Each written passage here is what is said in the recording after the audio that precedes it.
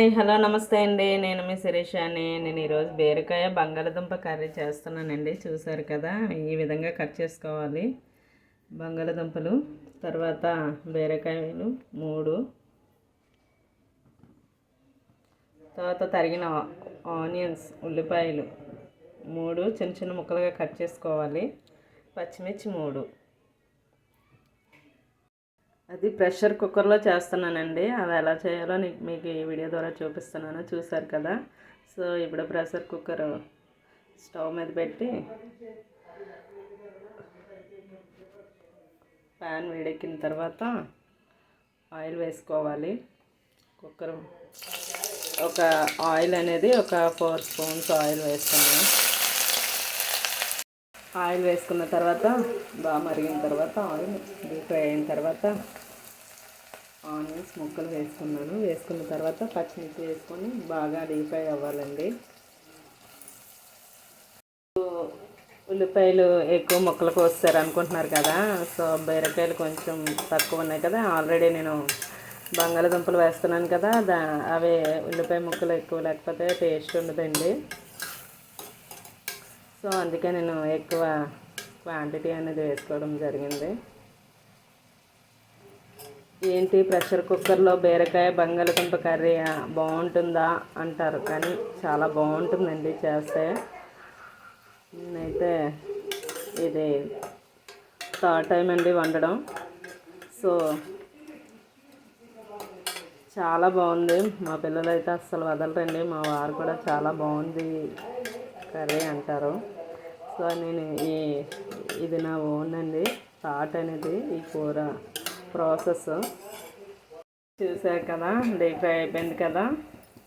Onions అయినది బాగా deep fry అయ్యేయండి. తర్వాత బీరకాయలు వేసుకోవాలి. బీరకాయ ముక్కలు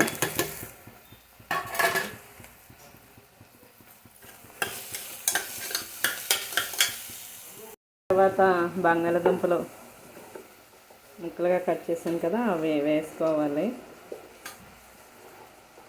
ఇవి కూడా బాగా కొద్దిగా డీప్ ఫ్రై అయిపోవాలండి.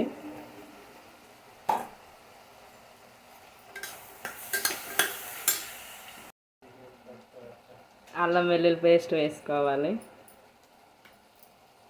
అల్లం వెల్లుల్లి పేస్ట్ వేసుకుంటే చాలా బాగుంటుందండి. ఇదేంటి బీరకాయ బంగాళదుంపలో ఇదే వెరైటీగా ఉందనుకుంటే, ఇందులో అల్లం వెల్లుల్లి పేస్ట్ వేసుకుంటే ఇంకా వెరైటీగా ఉందనుకుంటున్నారు కదా. లేదండి, వండి చూడండి, చాలా బాగుంటుంది. ఇంగ్రీడియంట్స్ చెప్పినప్పుడు అల్లం వెల్లుల్లి పేస్ట్ చెప్పలేదు.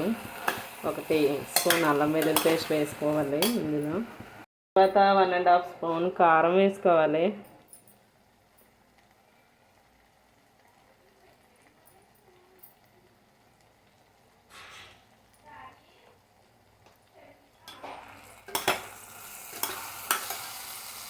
వేసుకోకూడదు సాల్ట్.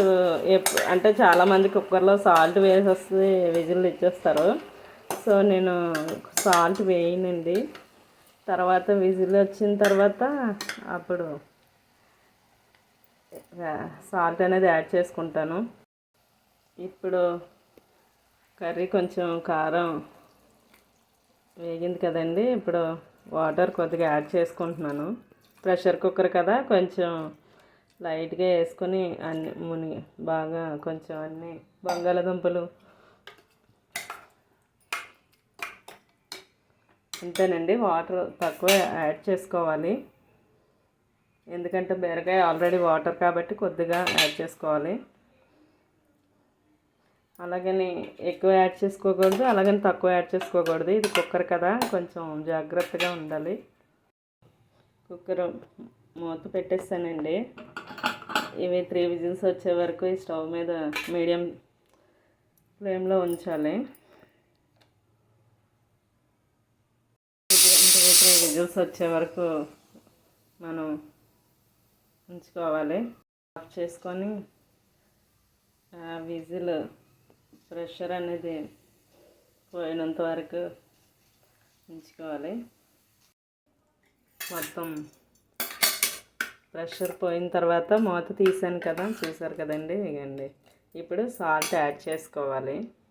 ఇప్పుడు సాల్ట్ యాడ్ చేసుకుంటున్నాను కదా. సో సాల్ట్ యాడ్ చేస్తున్నానండి. సాల్ట్ అయితే ఇంతేంటి ఇదేంటి రెడ్డిష్గా ఉంది అనుకుంటున్నారు కదా, కాదండి, ఇది రాక్ సాల్ట్.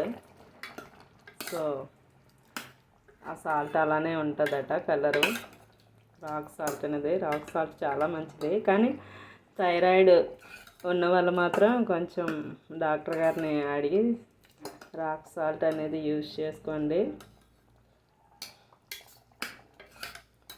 సో చూసారు కదా, కర్రీ అయితే చాలా బాగుంది చూడడానికి. ఇది వాటర్ కొంచెం అయిపోయినంత వరకు స్టవ్ మీద ఉంచాలి. తర్వాత మసాలా పౌడర్ వేసి స్టవ్ ఆఫ్ చేసుకోవాలి.